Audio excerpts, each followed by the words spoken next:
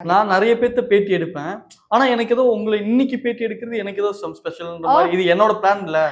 அம்மாவோட பிளான். ஏன்னா பஞ்சமி அன்னைக்கு நேத்து ஃபாலோ பண்ற டக்குன்னு எல்லாமே நடக்குது அப்படின்றது நான் அம்மாவோட பிளானா தான் நான் பார்க்குறேன். நீங்க இந்த மொமெண்ட் எப்படி ஃபீல் பண்றீங்க? அண்ட் வாராகியம்மன் பக்தர்களுக்கு, உங்க ஆடியன்ஸ்க்கு நீங்க இப்ப ஏதாவது சொன்னா என்ன சொல்லுவீங்க? ஏன்னா அவங்களும் மன கஷ்டத்துல இருக்கலாம். ஏதாவது இருக்கலாம். நிஜமா. யாரும் நம்மளுக்கு இல்லைன்னு மட்டும் யோசிக்க வேண்டாம். ஏன்னா நான் அப்படி யோசிச்ச ஒரு ஆள் தான். நம்மளுக்குன்னு யாருமே இல்லையே இல்லையே அப்படின்ட்டு அந்த ஒரு சங்கடத்திலேயே இருந்த ஒரு ஆள் நானு. நம்ம கிட்ட பேசுறதுக்கு யாருமே இல்லையோ, நம்ம வந்து வென்ட் அவுட் பண்றதுக்கு யாருமே இல்லையோ அப்படின்ட்டு. அப்புறம் தான் வந்து அந்த சன்னிதானத்துல போய் நின்னு சாமியை பார்க்கும்போது அந்த கனெக்ஷன் பேசும்போது ஓகே நம்மளுக்குன்னு ஏதோ ஒரு பவர் இருக்கு. மேபி அது நம்மளோட சப்கான்சியஸாவே இருக்கலாம், அது வேற ஒரு ரூபத்துல வர மாதிரி இருக்கலாம். நான் பிலீவ் பண்றது இதுதான்.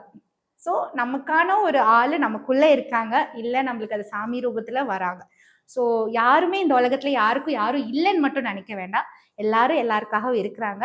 பாசிட்டிவா ஹாப்பியா இன்னொருத்தங்களை துன்புறுத்தாம அவங்கள சந்தோஷமா பார்த்துக்கிட்டாலே நம்ம சந்தோஷமா இருக்கலாம்.